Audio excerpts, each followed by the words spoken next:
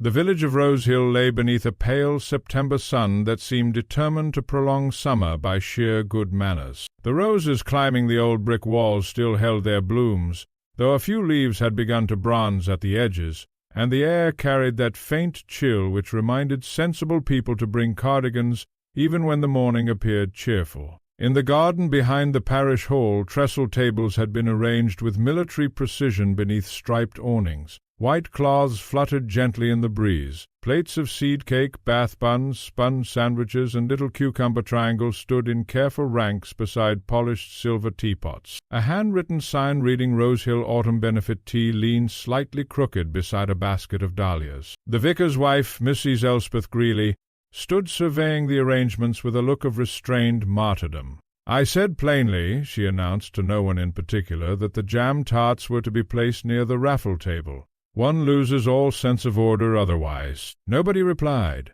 The women bustling about the lawn had long since discovered that agreement merely encouraged Mrs. Greeley. At a small wrought-iron table near the hedge sat Miss Jane Marple, knitting with soft concentration. Her pale blue eyes moved occasionally from her needles to the assembled villagers, though no one observing her would have guessed how very little escaped her attention. Beside her, Miss Lavinia. Trent poured tea. "You should have entered your preserves again this year, Miss Marple," she said. "Everyone still talks about the apricot chutney." "Oh, dear," said Miss Marple modestly. "That was really only because poor Mrs. Finch had influenza at the time. Under ordinary circumstances she always wins." Trent lowered her voice. "Have you seen who's come back to Rose Hill?" Miss Marple looked mildly interested. "My dear, people are always coming back to villages. One notices it particularly after funerals." Miss Trent leaned closer. "Cecily Harrow." Miss Marple's knitting paused for just a fraction. "Indeed? She arrived last week, staying at Harrow House." "How very interesting," murmured Miss Marple. The name still carried a curious force in Rose Hill, though nearly 20 years had passed. Cecily Harrow had once been the village beauty, brilliant, reckless, admired by men and disliked by women with an intensity they generally disguised as moral concern. Then, quite suddenly, she had vanished to London after her father's death. Rumours had followed in her wake. Debts, unsuitable companions, some unfortunate affair involving a married man. Villagers preserved such stories with astonishing care. Now she had returned. Miss Marple glanced discreetly across the lawn. Cecily Harrow stood near the raffle table speaking to Colonel Avery. She was a handsome woman still, though beauty had sharpened into something harder. Her silver-grey suit was perfectly cut, her hat elegant without appearing to try. Yet there was tension in her posture, as though she expected attack even during polite conversation. Several villagers watched her while pretending not to. "That poor woman," said Miss Marple softly. Miss Trent blinked. "Poor? My dear Miss Marple, most people would say she has behaved abominably all her life." "Yes," said Miss Marple. "That is often why one feels sorry for them." Before Miss Trent could reply, a burst of laughter erupted near the tea-urns. Mr. Leonard Pike, solicitor and chairman of nearly every committee in Rose Hill, was entertaining a cluster of guests with one of his tiresome anecdotes. "And naturally," he boomed. The fellow insisted the dog had eaten the document. Extraordinary what people expect a solicitor to believe. Polite laughter followed. Mr. Pike was a large, florid man whose geniality possessed a curious bullying quality. He liked influence, committees, and hearing himself referred to as a pillar of the community. His wife, a nervous woman with tired eyes, hovered nearby arranging teaspoons. Miss Marple observed them thoughtfully. At 3:30 the fete was proceeding with satisfactory smoothness. The raffle had sold briskly. The church choir had sung somewhat uncertainly but with conviction, and several elderly gentlemen were already discussing whether rain might come by evening despite a cloudless sky. Then the screaming began. It came from inside the parish hall. Every head turned. A young maid from Harrow House stumbled through the doorway, white-faced and trembling violently. Oh, God, someone come quickly." Mrs. Greeley hurried forward. "What is this disturbance?" "The study-room," gasped the girl. "Mr. Pike, he's fallen." Chairs scraped violently across the lawn. People surged toward the hall in confused alarm. Miss Marple rose more slowly than the others. Inside, the little committee room beyond the corridor smelled sharply of tea and something else beneath it, something metallic. Mr. Leonard Pike sat collapsed sideways in a wooden chair beside the tea tray prepared for committee members. One arm hung grotesquely limp. His face had taken on a dreadful greyish colour, and his eyes stared upward with shocked incomprehension. A teacup lay shattered on the carpet beside him. Mrs. Pike gave a thin animal cry. Dr. Haydock, the village physician, pushed forward briskly. "Stand back, please. Give him air." The room fell into terrified silence while the doctor bent over the body. After a moment he straightened slowly. "I'm afraid Mr. Pike is dead." The words seemed to settle over the room like cold ash. "No." Dr. Haydock's expression had altered. He leaned closer to the table, examining the tea service. Then he looked up sharply. "Has anyone touched anything?" There was murmuring. "No, I don't think so." The doctor picked up the remaining teacup carefully with a handkerchief. "Send for the police immediately." Mrs. Greeley stared. "You don't mean?" Dr. Haydock's voice was grave. "I believe Mr. Pike may have been poisoned." The effect was instantaneous. The villagers recoiled from one another almost physically. Faces changed. Eyes widened with fear and fascination.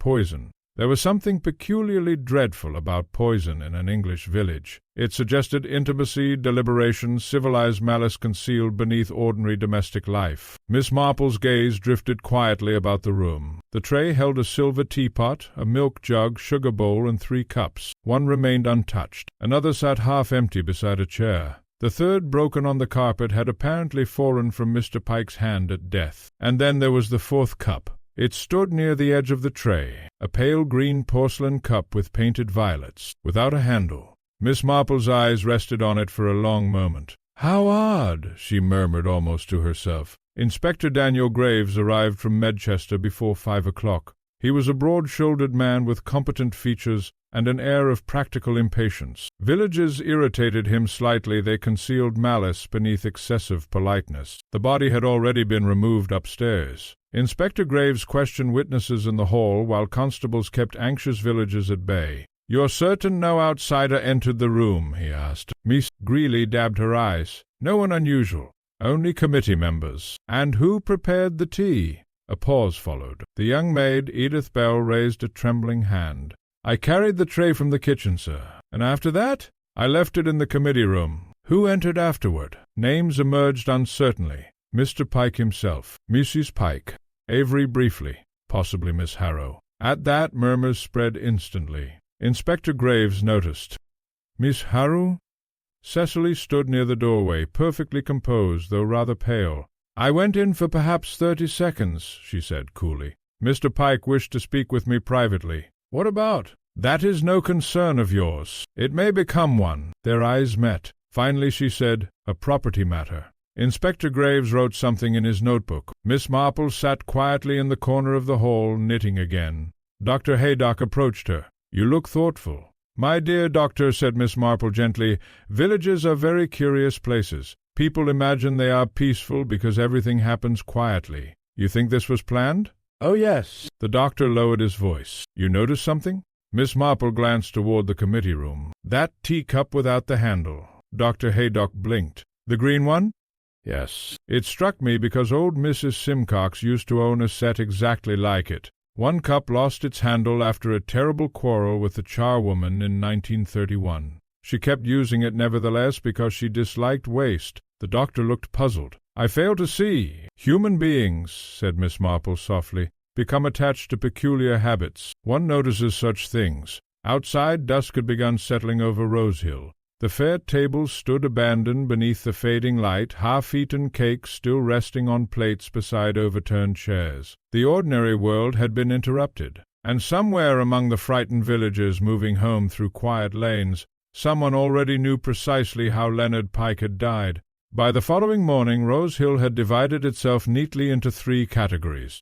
Those who claimed they had always distrusted Leonard Pike, those who insisted such a thing could never have happened in a respectable village, and those who secretly enjoyed the excitement while pretending to deplore it. Miss Marple, who understood villages extremely well, knew that all 3 groups often contained the very same people. The news had spread with astonishing efficiency. Before breakfast trays were cleared, Medchester already knew of the poisoning. By 10 o'clock, 2 reporters had appeared outside the Blue Boar Inn pretending to inquire about bus schedules. The village itself wore an altered expression. Curtains twitched more than usual. Conversation stopped abruptly when footsteps approached. Even the grocer's assistant, usually incapable of silence, wrapped parcels with solemn discretion. Miss Marple sat near the window of her cottage parlour, arranging late chrysanthemums into a small blue vase when her maid, Florence, entered carrying the Morning Post. "They're all talking about it down at Wilson's," Florence announced eagerly.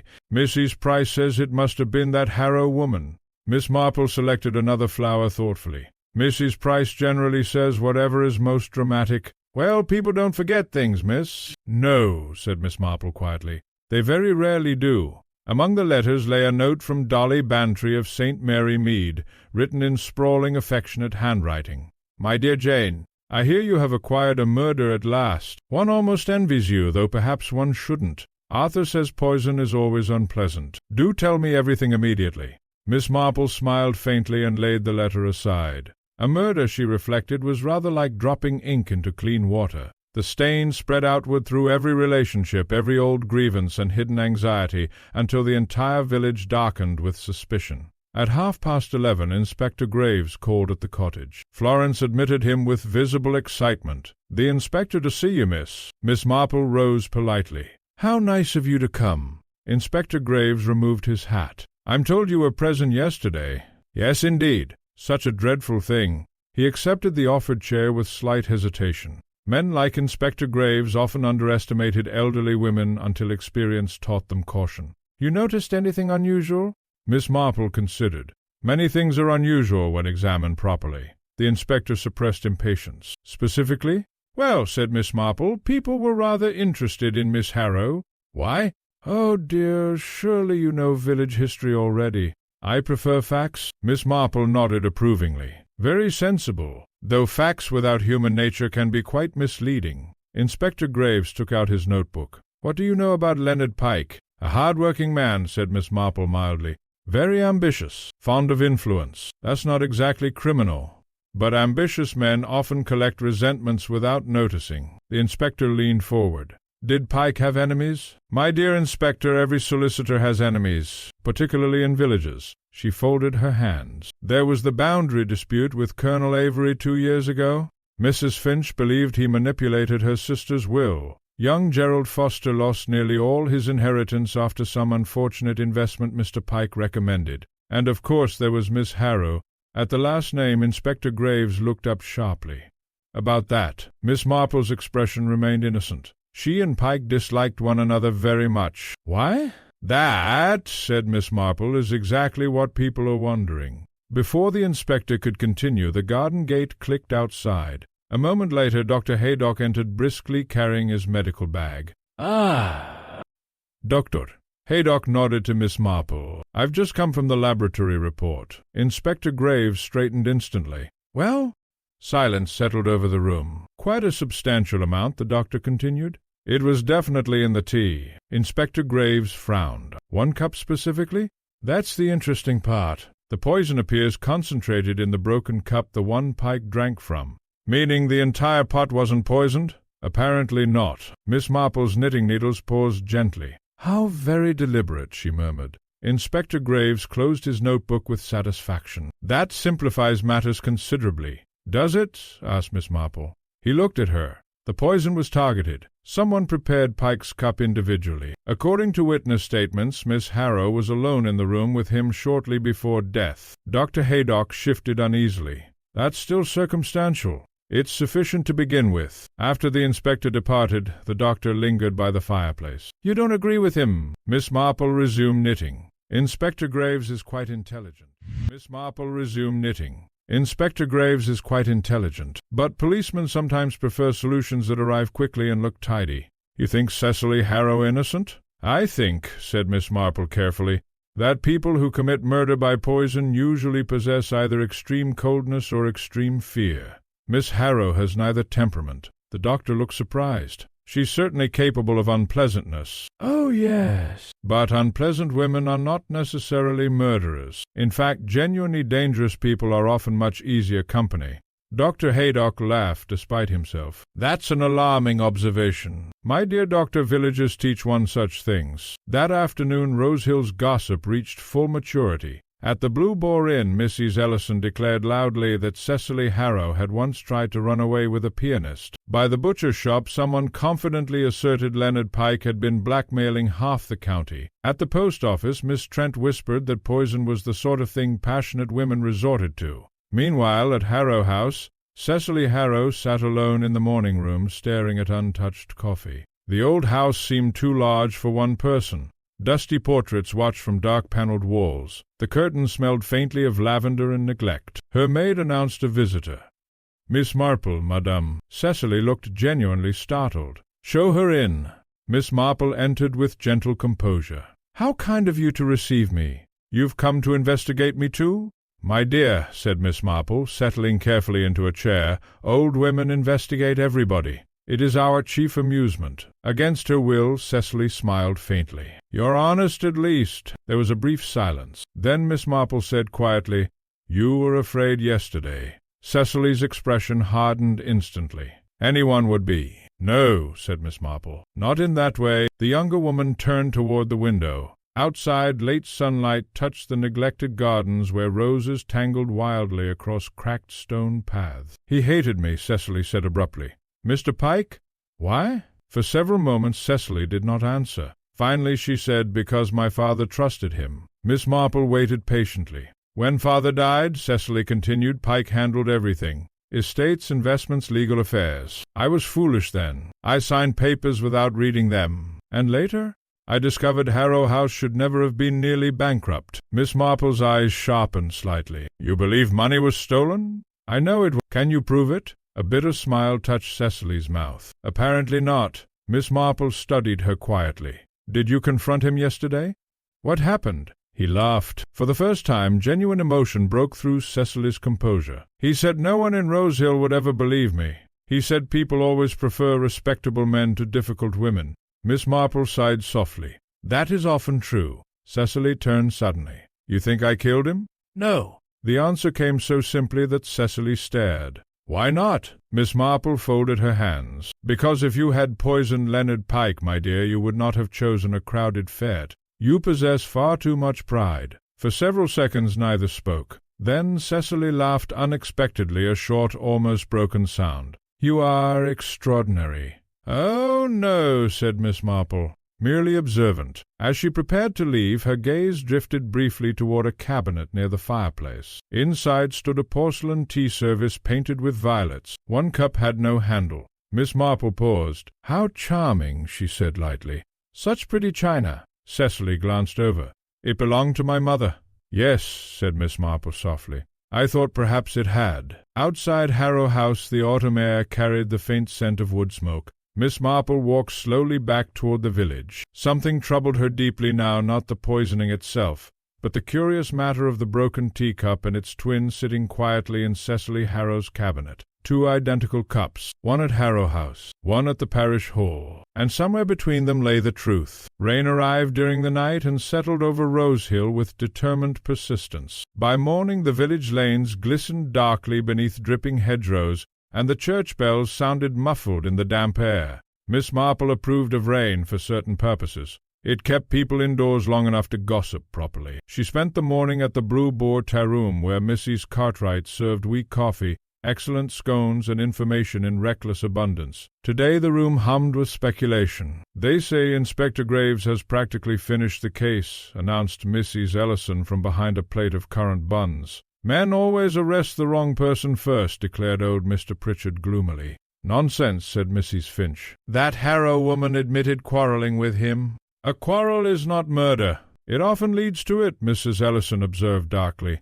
Miss Marple sat quietly beside the window stirring tea she had no intention of drinking. Beside her, Miss Lavinia. Trent lowered her voice confidentially. "There's another story now." "Indeed?" "About Leonard Pike and money." Miss Marple looked interested but unsurprised. "There usually is, after solicitors die." Miss Trent leaned closer. "My cousin's husband works at the Medchester Bank. Apparently Pike invested funds for several village families. Some people lost quite a lot. How unfortunate. And do you know," Miss Trent continued eagerly, "young Gerald Foster threatened him publicly last spring." Miss Marple remembered Gerald Foster very well. a handsome young man with restless charm and perpetual financial difficulty. Villages produced such men regularly. Women trusted them against all reason, while older men disapproved of them with exhausting consistency. What was the quarrel about, she asked. Oh, investments or shares or something dreadful. Gerald said Pike had ruined him. Miss Marple nodded thoughtfully. Financial desperation, resentment, public humiliation. Perfectly reasonable motives for murder, and therefore, she reflected, possibly irrelevant. At noon she walked slowly through the rain toward the vicarage. Near the post office she encountered Colonel Avery emerging from his motor car with visible irritation. Beastly weather. Yes, indeed, said Miss Marple pleasantly. The colonel hesitated. You've heard Graves intends to arrest Cecily Harrow? Has he decided that already? Seems obvious enough. Miss Marple regarded him mildly. Does it? Colonel Avery frowned. My dear lady, she had motive, opportunity, and one of those damned poisonous personalities. Miss Marple gave a small apologetic smile. Men are often very suspicious of difficult women, Colonel. It reminds me rather of poor Mrs. Dalrymple in St. Mary Mead. Everyone believes she poisoned her husband because she corrected his grammar at dinner. And hadn't she? Oh, yes, said Miss Marple calmly, but not fatally. The colonel looked uncertain whether he was being mocked. As he drove away, Miss Marple continued thoughtfully toward the vicarage. Colonel Avery disliked Cecily Harrow with unusual force. That, too, was interesting. Inside the vicarage drawing-room, Mrs. Greeley sat surrounded by lists, unpaid invoices, and emotional exhaustion. This tragedy has completely ruined the parish accounts, she declared immediately. No one thinks of practical matters during a murder. Miss Marple accepted tea. How is Mrs. Pike? Oh, dreadful. Sedated constantly. Mrs. Greeley lowered her voice. Though between ourselves she doesn't seem entirely surprised. Miss Marple's eyes lifted gently. No? Well. Greeley hesitated, delighted by her own reluctance. There were stories. What sort of stories? About Leonard and other women. There it was. Miss Marple had been expecting it. In villages, murder rarely remained alone for long. It attracted old scandals the way damp weather attracted rheumatism. Did Mrs. Pike know? My dear Miss Marple, wives always know. Mrs. Greeley stirred her tea violently. One cannot help pitying her. Such a quiet woman. And he could be very overbearing. Miss Marple nodded absently. Quiet women. People overlook them astonishingly often. After leaving the vicarage, she paid a small call upon Mrs. Pike herself. The solicitor's house stood near the village green, red-bricked and respectable, with carefully clipped hedges that suggested Leonard Pike's personality exactly. Inside, however, the atmosphere felt curiously airless, as though years of unhappiness had settled into the wallpaper. Mrs. Pike received her in a darkened sitting-room. She appeared smaller now, diminished somehow. Her pale hands twisted continually in her lap. How kind of you to come. My dear Mrs. Pike. There was silence. Then suddenly Mrs. Pike whispered, They're saying terrible things. Miss Marple waited. About Leonard. About Miss Harrow. Her voice trembled. But people never understand marriages. No, said Miss Marple softly. Very rarely. Mrs. Pike stared at the fire. He wasn't cruel exactly. The word exactly lingered in the room. He simply liked controlling people. Small things at first. Money. Decisions. Friendships. She gave a weak smile. After many years one scarcely notices. Miss Marple observed her carefully. A woman worn thin by habit. How long had you known Miss Harrow? She asked gently. Mrs. Pike looked startled. Before she left Rosehill. Were you friends? A strange expression crossed Mrs. Pike's face. No woman in Rosehill was ever really friends with Cecily Harrow. That, Miss Marple suspected, was perfectly true. As she prepared to leave, her eyes drifted across the room. On a side table rested a tray containing untouched condolence letters. Beside them stood a china teacup painted with violets, without a handle. Miss Marple stopped very still. Mrs. Pike noticed her gaze. Oh, she said faintly. Leonard hated that cup. Did he? He said it looked shabby. Miss Marple moved closer. How curious. It belonged to Cecily's mother originally, Mrs. Pike explained. Years ago, when the Harrows sold furnishings after the old scandal, Leonard bought several pieces cheaply. The tea set was among them. Miss Marple's mind sharpened instantly. Several pieces? There were originally 6 cups, I believe. Miss Marple smiled gently. How very interesting. Outside rain continued falling softly over Rosehill. But now the little green cup had altered entirely in meaning. Not unique, part of a set, and therefore easy to duplicate. That evening Inspector Graves finally acted. The news spread before supper. Cecily Harrow had been formally arrested for the murder of Leonard Pike. By 8 o'clock nearly every villager considered the matter solved. She threatened him publicly. She had every reason. Poison's a woman's crime. Miss Marple disliked that last phrase intensely. Men said it with such satisfaction. Near 9 o'clock Dr. Haydock arrived at her cottage soaked from the rain and visibly annoyed. This is moving far too quickly. Miss Marple poured tea. The inspector found arsenic in a cosmetic powder case at Harrow House. "How convenient," murmured Miss Marple. Haydock looked sharply at her. "You don't believe it? My dear doctor, evidence is rather like blackberry jam stains. The more obvious they are, the more carefully one ought to examine them." He sat heavily. "Then who did it?" Miss Marple added sugar thoughtfully. "I'm not yet certain, but you suspect someone." Miss Marple looked into the fire for a long moment. "Someone very accustomed to being overlooked." The doctor frowned. Before he could ask further, there came a sudden knock at the cottage door. Florence admitted the visitor with wide eyes. It was Edith Bell, the maid from Harrow House. The girl looked terrified. "Please, Miss Marple," she whispered. "I didn't know where else to go." Miss Marple rose immediately. "What is it, child?" Edith wrung her hands desperately. "It's about the teacups." A silence fell. Rain tapped softly against the windows. Then the girl whispered, "I think someone changed them after Mr. Pike died." Edith Bell sat trembling in Miss Marple's small parlor, while Florence hovered anxiously near the doorway, pretending to straighten cushions. Outside, rain streaked the cottage windows in wavering silver lines, and the fire gave off a steady warmth that only gradually calmed the frightened girl. Miss Marple handed her a cup of tea. "Now then, my dear, sip that slowly and tell us exactly what troubles you." Edith obeyed with shaking hands. "I shouldn't have come," she whispered. "If the police hear—" "The police," said Miss Marple gently, "prefer facts to fear. Unfortunately, frightened people often forget facts unless someone listens kindly." The girl swallowed hard. "It's the cups, miss. I laid out the tea tray myself before the Fed committee meeting. 4 cups. The green one without the handle was there because Mrs. Pike always used it for extra trays." Miss Marple's eyes sharpened slightly.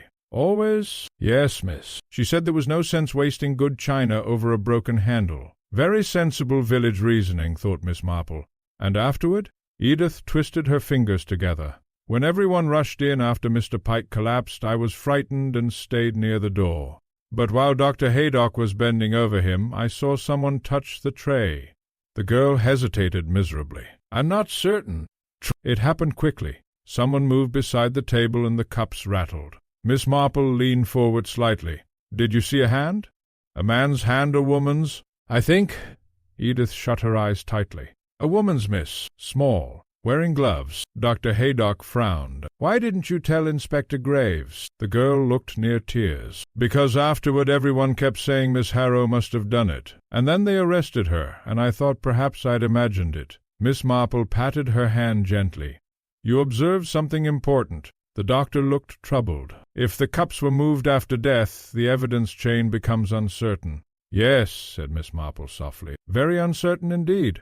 After Edith departed, escorted home by Florence and a large umbrella, Dr. Haydock remained staring into the fire. "You think someone switched the poisoned cup?" "Possibly. But why?" Miss Marple resumed knitting. "To direct suspicion," the doctor considered. "If Pike's cup originally differed from the others—" "Yes?" "Then replacing it with the distinctive green cup would attract attention." Miss Marple smiled faintly. "Exactly. And since the matching set belonged originally to the Harrows, the implication becomes delightfully obvious," said Miss Marple. Haydock shook his head. "Good Lord!" There was a silence. Then Miss Marple said quietly, "The difficulty with planned murders is that they require performance afterward, and performances often contain tiny mistakes." The following morning dawned gray but dry. Rose Hill seemed oddly subdued now that an arrest had been made. People could gossip more comfortably once danger appeared contained. At the butcher's shop, Mrs. Ellison announced triumphantly that she had known from the beginning Cecily Harrow possessed a criminal temperament. Near the church gate, 2 elderly sisters discussed poison with breathless enjoyment. "At least it wasn't an axe." "No, indeed. Axes are common. Miss Marple found such distinctions peculiarly English. She spent the morning visiting Harrow House. The maid admitted her reluctantly. "I'm afraid Miss Harrow cannot receive visitors. Please tell her it is Miss Marple." A few minutes later, Cecily herself appeared at the top of the staircase. She looked exhausted but perfectly controlled. "You're very persistent." "My dear," said Miss Marple gently, "old women have little else to do." Cecily gave the faintest smile and led her into the morning room. "You've heard? The inspector believes he's solved everything." Miss Marple glanced toward the cabinet containing the violet-patterned china. "How many cups originally belonged to that set?" Cecily blinked. "6, I think. And now? 3 remain here. 1 was broken years ago. Leonard Pike bought 2 when father sold furnishings." Miss Marple nodded slowly. "Did you ever notice whether Miss Pike used the handleless cup regularly?" "Yes," said Cecily, surprised. "Why?" "Habit interests me." Cecily studied her carefully. "You know something." "Oh, no," said Miss Marple mildly. "Merely several small things which don't fit together properly." For the first time, genuine desperation flickered beneath Cecily's composure. "They'll convict me?" "No." The certainty in Miss Marple's voice startled her. "You sound very sure." "My dear, innocent people often behave badly under suspicion. Guilty people usually behave carefully." Cecily turned toward the fire. "You don't understand what Rose Hill was like when I was young. I think perhaps I do. They wanted me punished long before Leonard Pike died." Miss Marple said nothing. After a moment Cecily laughed bitterly. "A pretty girl who liked admiration. Villagers never forgive that sort of thing." "No," Miss Marple agreed quietly, "particularly from other women." The younger woman looked sharply at her. "You notice everything, don't you?"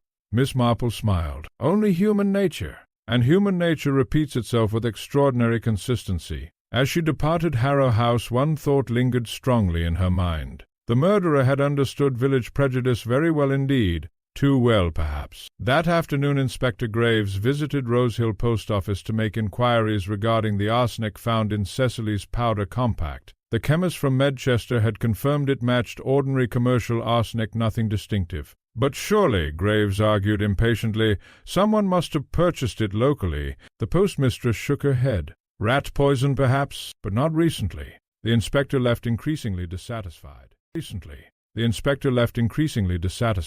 The case looked perfect from a distance, yet troublesome close at hand. Back at the station he reviewed witness statements once more. Motive, opportunity, undeniable. Physical evidence, substantial. And still something irritated him. Too neat, perhaps. He disliked neat cases. They often collapsed. Meanwhile, Miss Marple pursued a different line entirely. Just before tea, she called unexpectedly upon Mrs. Pike. The widow received her with strained politeness. "You're very kind." "My dear Mrs. Pike, one remembers how dreadful those first days can be." Mrs. Pike's hands tightened slightly. "You've experienced bereavement?" "Oh, yeah." There followed one of those small silences during which people sometimes reveal themselves unintentionally. Then Miss Marple said gently, "You must miss your routines terribly." Mrs. Pike looked startled. Routinous, tea-trays, household matters, the little habits of marriage. A faint shadow crossed the widow's face. Leonard liked things precise. "Yeah." Men often do. Miss Marple's gaze drifted innocently toward the tea service arranged on the sideboard. Only one green cup stood there now, without a handle. "How odd," said Miss Marple lightly. "I thought there were 2 of those cups here before." Mrs. Pike went perfectly still. Only for a moment, but Miss Marple saw it. "A second one?" Mrs. Pike repeated.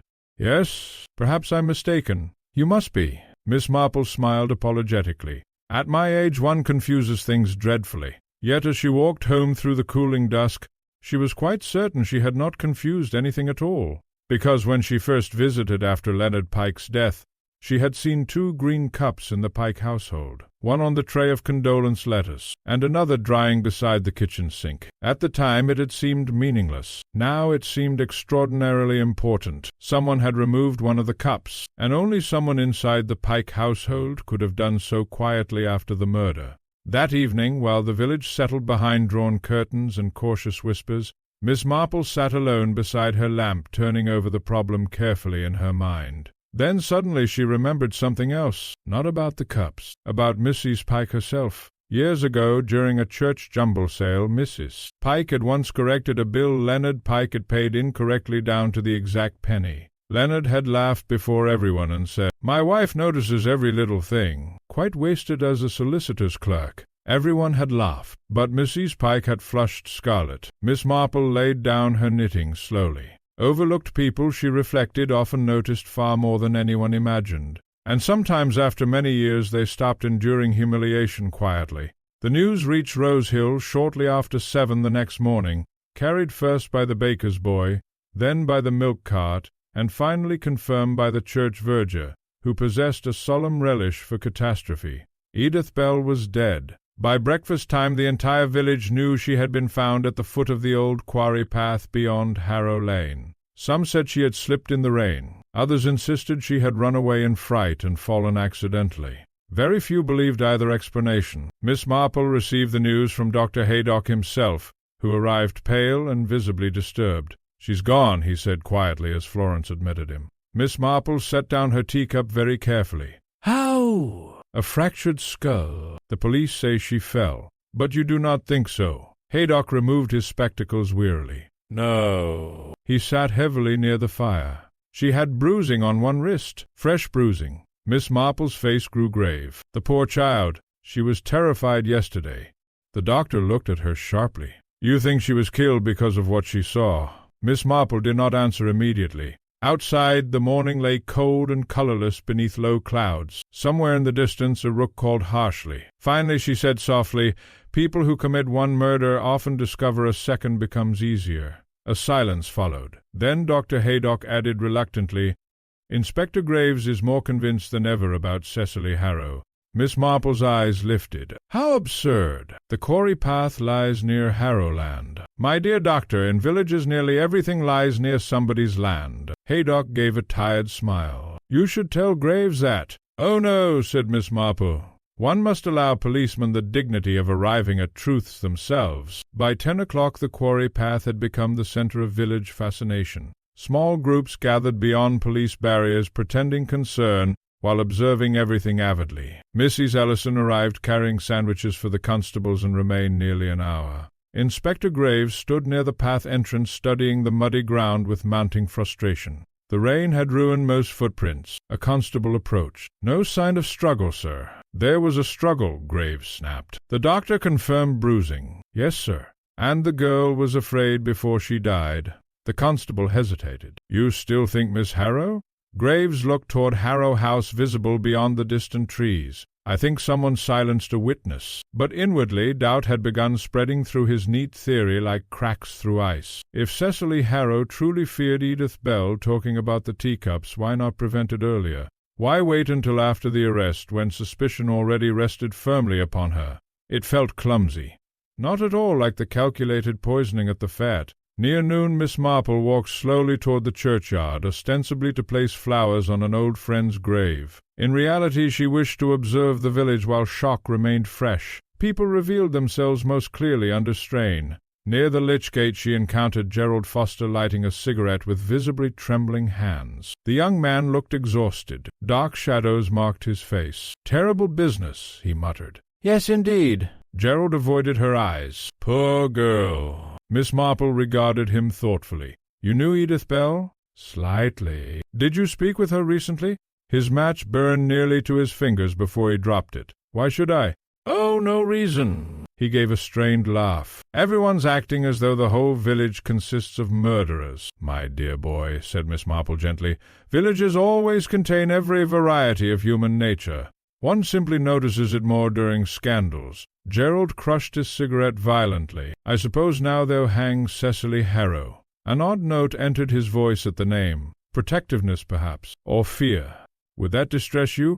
Miss Marple asked quietly. He looked at her sharply. "She didn't do it." The certainty surprised her. "How can you be so sure?" For one brief second panic flashed across his face. Then he recovered. "I just know." He walked away too quickly afterward. Miss Marple watched him disappear beyond the graves. Young Gerald Foster ruined financially by Leonard Pike. Young Gerald Foster still handsome enough to attract sympathy. And young Gerald Foster plainly anxious about Cecily Harrow. Very interesting indeed. That afternoon Inspector Graves called unexpectedly at Harrow House once more. Cecily received him standing beside the library fire. "You've come to accuse me of another death?" The inspector studied her carefully. "You aren't particularly shocked. Should I be? Rose Hill decided I was guilty 2 days ago." Graves removed his gloves slowly. "Where were you last night between 8 and 10? At home. Can anyone confirm that? My maid retired early." "In other words, no." Cecily's eyes flashed. "You want me frightened." "Unfortunately, Inspector, I spent years learning not to oblige unpleasant men." Graves ignored the remark. "Did Edith Bell ever speak to you about the teacups?" A pause followed. "Edith Bell ever speak to you about the teacups?" A pause followed. "No." He watched her narrowly. "You understand this looks increasingly serious." Cecily laughed suddenly. "Does it? Or does it merely look convenient?" The inspector said nothing. As he prepared to leave, Cecily spoke again. "You know what's amusing?" Leonard Pike would have enjoyed this enormously. Graves turned. "What do you mean?" He adored seeing people judged, especially women. For the first time, genuine hatred entered her voice. He spent years deciding what everyone in Rosehill deserved. After the inspector departed, Cecily remained motionless beside the fire. Then slowly she opened a desk drawer and removed a letter. Its edges were worn from repeated handling. The signature at the bottom read, "Leonard Pike." Outside, twilight descended early beneath gathering rain clouds. Miss Marple spent the evening quietly considering everything she knew. The poison, the switched cups, Edith Bell's fear, and now the second death. The pattern had changed. The first murder was cold and deliberate. The second carried panic, which meant the murderer had not expected Edith Bell to notice the cups, and afterwards someone had become frightened enough to kill again. Miss Marple's knitting rested forgotten in her lap. Then, quite suddenly, another memory returned to her, small, trivial, but oddly disturbing. On the day of the fete, just before the screaming began, she had seen Miss Pike carrying a tray of fresh napkins toward the committee room corridor. At the time it seemed entirely natural, except for one thing. Miss Pike had claimed afterward she never entered the room before Leonard Pike collapsed. Miss Marple sat very still. In villages, she reflected, wives became nearly invisible after sufficient years of marriage. People stopped observing them, stopped listening, stopped imagining they possessed feelings dangerous enough to matter. And that, perhaps, was the gravest mistake of all. A pale fog settled over Rose Hill the following morning, softening hedges and rooftops until the village appeared suspended in cloud. Lamps still glowed faintly behind curtained windows, though it was nearly 9 o'clock, and footsteps along the lanes sounded unnaturally muffled. Miss Marple liked fog even less than she liked excitement. Fog concealed expressions. She sat in her cottage parlor with a slice of toast growing cold beside her while she considered the increasingly troubling shape of the case. 2 murders now. That altered everything. One murder might arise from passion, panic, greed, humiliation, or fear. But a second killing nearly always revealed character. And character, Miss Marple believed firmly, mattered more than evidence. Florence entered carrying the morning paper. "They've printed Miss Harrow's photograph, miss. How unpleasant. The headline says Village Beauty's Poison Secret." Miss Marple sighed faintly. "Journalists do so enjoy adjectives." The maid lingered. "Do you think she did it?" "No." Florence blinked. "But the police." "My dear Florence, policemen are often extremely clever. Unfortunately, they are also very fond of straightforward solutions." After breakfast, Miss Marple paid a call upon Dr. Haydock. She found him in his surgery reading the laboratory report from Edith Bell's post-mortem with increasing annoyance. "There was dirt beneath her fingernails," he said immediately. "She fought someone." Miss Marple nodded. "And the bruise on the wrist?" "Strong grip, likely inflicted shortly before death." The doctor removed his spectacles. "She didn't fall accidentally." "No." Haydock leaned back tiredly. "Graves knows it too, but he still believes Harrow somehow arranged both murders." "Does he?" "He says desperation makes people reckless." Miss Marple considered. "Yes, that is true sometimes. But not here?" "No." She folded her hands quietly. "The first crime required planning and patience. The second required fear. Those are rather different emotions." The doctor studied her. "You know who it is, don't you?"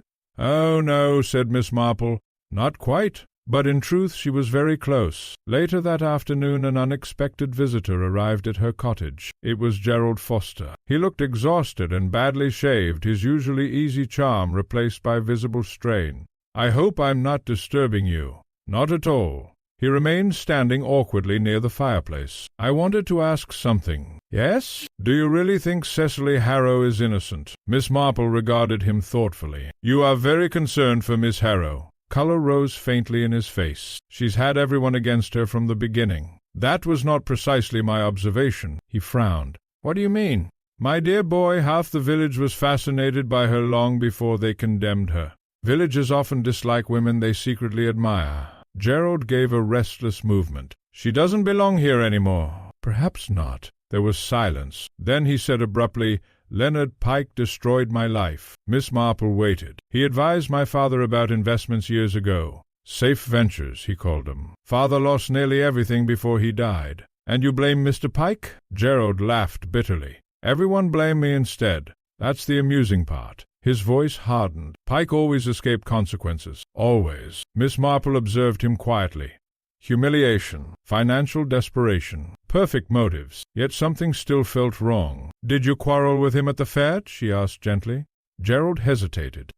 In public? Not exactly. What about? He warned me to stay away from Cecily. Miss Marple's eyes sharpened slightly. Why? He said she attracted scandal. How considerate of him. Gerald smiled grimly. He enjoyed controlling people. There it was again. The same phrase. Miss Marple noticed repetitions carefully. Did Miss Harrow care for Mr. Pike? Gerald stared. Good God, no. Hatred can resemble... Gerald stared. Good God, no. Hatred can resemble attachment sometimes. She despised him. And you? For one brief moment something dangerous flickered across the young man's face. Then it vanished. I wanted him ruined, he admitted quietly. Not dead. Ruined. The distinction mattered enormously. After Gerald departed, Miss Marple sat very still beside the fire. Then slowly she rose and put on her coat. There was somewhere she needed to visit. The Pike house stood unnaturally silent beneath the fog. Mrs. Pike herself answered the door, looking pale and exhausted. Oh, Miss Marple. My dear Mrs. Pike, I wondered whether I might sit with you a while. The widow hesitated only briefly before admitting her. The drawing-room smelled faintly of lavender water and stale grief. Miss Marple accepted tea while Mrs. Pike poured with trembling precision. You must forgive the disorder, she murmured. Everything seems impossible suddenly. Yes, said Miss Marple softly. Death rearranges ordinary life dreadfully. Her eyes drifted around the room. Leonard Pike's presence lingered everywhere, neat papers, polished furniture, carefully ordered books, the atmosphere of a man who valued control. Have the police finished examining Mr. Pike's study? Miss Marple asked lightly. I believe so. How exhausting for you. Mrs. Pike gave a weak smile. They searched every drawer. Of course. The widow lowered her gaze. They seemed to think Leonard kept secrets. Miss Marple sipped tea thoughtfully. Did he?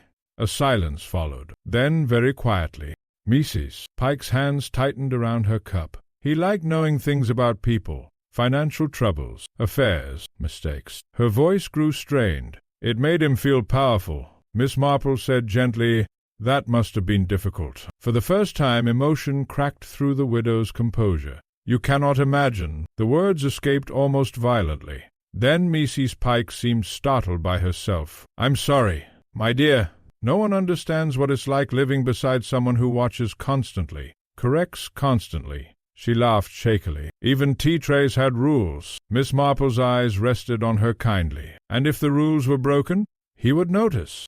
Very interesting indeed. A few minutes later, while Mrs. Pike briefly left the room to answer the telephone, Miss Marple's gaze drifted toward the partially open study door across the hall. Something instinct perhaps drew her quietly forward. The study remained much as Leonard Pike had left it. Dark mahogany desk, orderly shelves, a faint lingering scent of cigars. Miss Marple moved carefully, not touching anything unnecessarily. Then she noticed the drawer, not fully closed. Inside lay correspondence bundled neatly with ribbon, and among them a single loose letter. Its handwriting was unmistakably feminine. Miss Marple read only the visible line before footsteps approached behind her. You shouldn't be in here. Mrs. Pike stood in the doorway, pale as paper. Miss Marple turned calmly. My apologies. I fear old women wander dreadfully. The widow's eyes moved instantly toward the open drawer.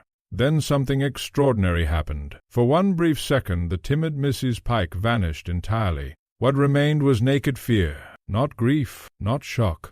Then the expression disappeared. "It doesn't matter," she whispered. Miss Marple closed the drawer gently. "No," she said softly. "I think perhaps it matters very much." She left soon afterward. Outside, the fog had begun lifting slowly from the village. As Miss Marple walked home, one thought settled firmly into place. The murderer was not merely protecting themselves now. They were protecting the past, and whatever Leonard Pike kept hidden inside that desk frightened Mrs. Pike far more than the police ever could. By Thursday, Rosehill had acquired the strained politeness common to villages during scandal. People still greeted one another warmly in the street, but every conversation carried an undercurrent of caution, as though anyone might suddenly become dangerous. Curtains twitched constantly. Doors closed more quickly, and everywhere beneath the ordinary rituals of village life, fear moved quietly from house to house. Miss Marple noticed another change as well. People had stopped discussing Leonard Pike with affection. Death often improved reputations temporarily, but Leonard Pike's had begun deteriorating almost at once. Too many old grievances had survived him. At the grocer's, Mrs. Finch remarked darkly that certain men mistake influence for virtue. Near the churchyard, Colonel Avery muttered something about damned interference in other people's affairs. Even Mrs. Greeley admitted Leonard Pike had possessed a rather overdeveloped sense of authority. Only his widow remained beyond criticism. Poor Mrs. Pike. Quiet Mrs. Pike. Invisible Mrs. Pike. Miss Marple found that particularly interesting. That afternoon she visited the solicitor's office in Medchester under the perfectly legitimate pretense of discussing an old charitable trust. Mr. Edgar Moulton, Pike's junior partner, received her with weary courtesy. "A dreadful business, Miss Marple." Yes, indeed. Mr. Moulton looked relieved when she began discussing legal matters. Men frequently underestimated elderly women until conversation drifted unexpectedly. "Mr. Pike must have carried enormous responsibilities," Miss Marple observed mildly. Oh, yes. Clients trusted him completely. "And his wife assisted him?" The solicitor blinked. "Mrs. Pike?" Yeah. Well... She typed some correspondence occasionally. She was efficient? Exceptionally so, actually. Miss Marple adjusted her gloves. Did she understand legal matters? A faint smile touched Moulton's face. Between ourselves, Mrs. Pike noticed errors before anyone else, figures especially. He laughed softly. Pike used to joke she should have become the solicitor. "What a pity she did not," said Miss Marple quietly. As she left the office, another small piece settled neatly into place. Not timid. Not foolish, merely trained for years to remain in the background. There was an enormous difference. That evening Inspector Graves finally came to see Miss Marple again. He appeared tired, irritable, and increasingly dissatisfied with his own case. "You were right," he admitted abruptly after accepting tea. "My dear Inspector, I'm sure I've been wrong about many things. The evidence against Miss Harrow no longer fits properly." Miss Marple said nothing. Graves removed a notebook from his pocket. "We found fingerprints on the arsenic compact." "Yes?" "Not Harrow's." Miss Marple's knitting needles paused softly. "How awkward. The prints were smudged intentionally, but enough remained to establish they belonged to someone else." He leaned forward. "And Edith Bell's death changes everything. If Harrow already faced conviction, why risk another murder?" "Precisely." The inspector frowned. "You seem remarkably unsurprised." "Oh dear, old women are seldom surprised by human behavior." He studied her carefully. "You suspect someone?" Miss Marple smiled faintly. "I suspect several things. That isn't helpful." "No," she agreed, "but it is often accurate." The inspector exhaled impatiently. "My dear Inspector, I'm sure I've been wrong about many things. The evidence against Miss Harrow no longer fits properly." Miss Marple said nothing. Graves removed a notebook from his pocket. "We found fingerprints on the arsenic compact." "Yes?" "Not Harrow's." Miss Marple's knitting needles paused softly. "How awkward. The prints were smudged intentionally, but enough remained to establish they belonged to someone else." He leaned forward. "And Edith Bell's death changes everything. If Harrow already faced conviction, why risk another murder?" "Precisely." The inspector frowned. "You seem remarkably unsurprised." "Oh dear, old women are seldom surprised by human behavior." He studied her carefully. "You suspect someone?" Miss Marple smiled faintly. "I suspect several things." "That isn't helpful." "No," she agreed, "but it is often accurate." The inspector exhaled impatiently. "You know, everyone says you solve murders by knitting quietly and comparing people to villagers from 30 years ago. "How unfair," said Miss Marple mildly. "Sometimes it is 40 years." Despite himself, Graves almost smiled. Then his expression hardened again. "There's something else. We searched Pike's study thoroughly today." Miss Marple looked up. "And?" "We found letters." "So Leonard Pike was blackmailing people?" she asked softly. The inspector hesitated. "Not directly, but he kept copies of private correspondence, financial records, personal information." Graves' face darkened. "Enough to pressure half the county if he wished." Miss Marple sighed. "Power is a very intoxicating thing for small men. There was one particular letter," Graves continued carefully, "from Cecily Harrow." Miss Marple waited. "It accused Pike of stealing money from her father's estate, and threatened public scandal. That cannot have pleased him." "No." Graves leaned back. "But the letter was old, nearly 15 years old." Miss Marple's eyes sharpened instantly. 15?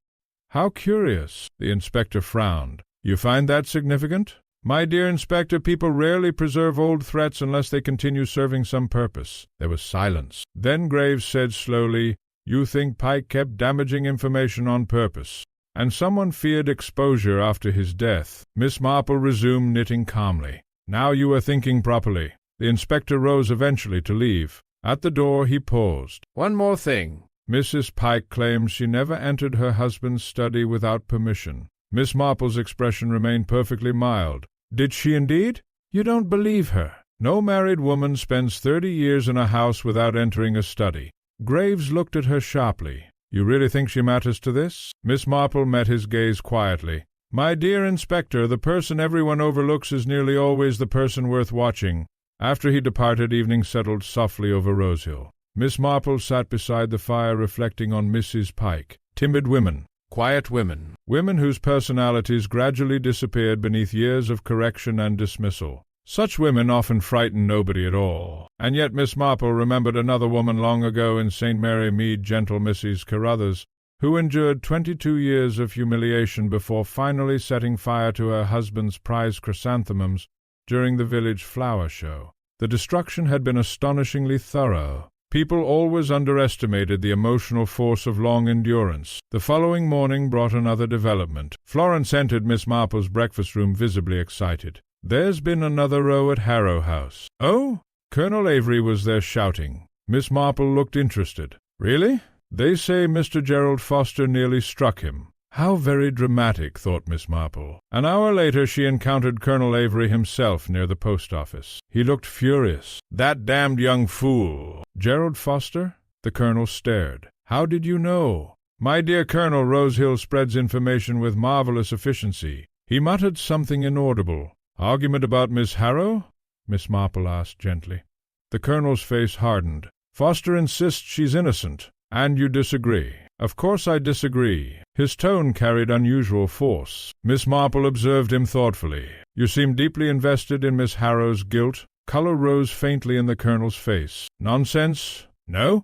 For a moment he looked genuinely uncomfortable. Then abruptly he said, "Cecily Harrow ruins people," and walked away. Miss Marple watched him go slowly down the lane. Another man emotionally entangled with Cecily Harrow. Another old resentment, another damaged pride. Villages, she reflected, were astonishingly repetitive. But, as she turned toward home, a different realization came suddenly and clearly. Everyone connected to Cecily Harrow reacted emotionally. Resentment. Everyone except Mrs. Pike, and that perhaps was the strangest thing of all. Miss Marple believed firmly that truth often emerged most naturally over tea.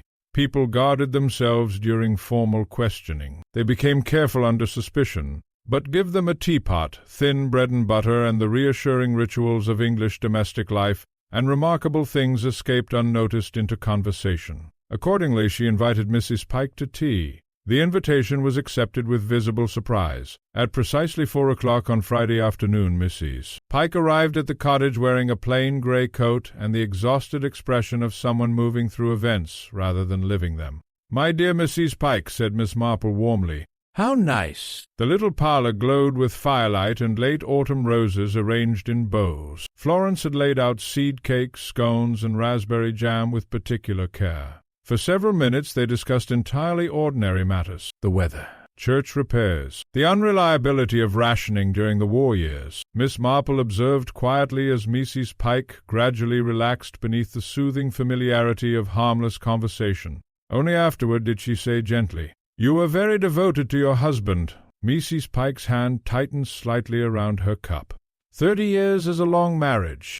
Again the tiny hesitation. Miss Marple buttered a scone delicately. Men who enjoy authority can sometimes become difficult husbands. Mrs. Pike stared into her tea. Leonard liked things orderly. He disliked mistakes. I see. Another silence. Then Mrs. Pike said suddenly, "Everyone thinks widows become free after death." Miss Marple looked up softly. "But they do not?" The older woman gave a faint, almost bewildered smile. "One becomes accustomed to obedience." The words carried no self-pity. That made them infinitely sadder. Miss Marple said gently, "And yet you were clearly a very capable woman." Mrs. Pike looked genuinely startled. "Capable? Oh, yes. Mr. Moulton speaks highly of your work." Color rose faintly in the widow's cheeks. "Edgar exaggerates. He says you noticed legal errors others missed." A shadow crossed Mrs. Pike's face. "Leonard disliked that. Why?" "He said wives ought not outshine husbands." Miss Marple stirred her tea thoughtfully. "How exhausting for you." Mrs. Pike gave a sudden quiet laugh. "You make it sound dreadful." "My dear," said Miss Marple softly, "I think perhaps it was." For one fleeting moment tears filled the widow's eyes. Then immediately she mastered herself again. Years of practice, thought Miss Marple. A little later, as Florence cleared the tray, Miss Marple said casually, "I was sorry to hear Edith Bell died before speaking fully to the police." Mrs. Pike's teacup rattled faintly against the saucer.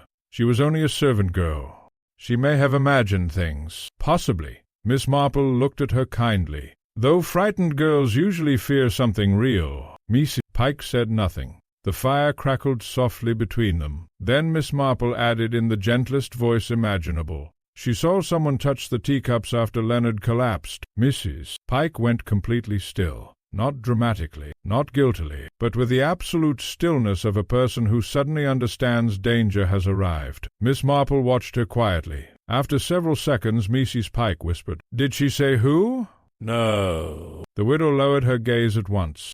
"Very interesting indeed. An innocent person would almost certainly have asked when or why. But Mrs. Pike had asked who." Miss Marple changed the subject immediately afterward, discussing village charities until her guest departed shortly before dusk. At the door Mrs. Pike paused unexpectedly. "Miss Marple?" "Yes, my dear?" "Do you ever think people can be driven too far?" The question hung quietly in the cooling air. Miss Marple answered carefully. Mrs. Pike looked away. "I used to think good women endured everything. And now?" A long silence followed. Then the widow said very softly, "I'm no longer certain." After she left, Miss Marple remained standing by the door for some time. The pattern was becoming heartbreakingly clear now. Not sudden violence, not greed alone, but years of humiliation, control, and buried anger slowly compressed into something unbearable. And yet one thing still troubled her deeply. Mrs. Pike might well have murdered her husband, but Edith Bell? That second death still felt wrong, too physical, too desperate, too unlike the quiet precision of poisoning. Miss Marple sat down abruptly, unless there had been two people protecting the same secret. At 7:30 Inspector Graves arrived once more, rain-speckled and grim. "You are correct again." "How tiresome for you," said Miss Marple sympathetically. He ignored this. "We found evidence someone entered Pike's study after his death." "Yes?" "A drawer had been searched recently. Papers disturbed." Miss Marple folded her hands. "And what was missing?" The inspector stared. "How did you know something was missing?" "My dear Inspector, people rarely search carefully through papers merely for exercise." Graves exhaled sharply. "A bundle of letters." "From whom?" "That's the difficulty. Mrs. Pike claims ignorance." Miss Marple looked thoughtful. "Did Leonard Pike have affairs?" The inspector hesitated. "Several, apparently." "How unpleasant." "One affair in particular seems significant." Miss Marple waited patiently. "With a woman named Clara Morton, housemaid originally. It ended years ago after she married elsewhere. She died nearly a decade ago." The inspector removed a folded paper from his pocket. "We found financial payments made quietly to her husband afterward." Miss Marple's eyes sharpened slightly. "Hush money?" "Possibly." The room fell silent. Then Miss Marple asked very softly, Did the Mortons have... Miss Marple asked very softly. Did the Mortons have children? Graves blinked. One daughter. Why? What became of her? The inspector frowned, searching memory. She worked locally at one point. Suddenly both spoke at once. Edith Bell.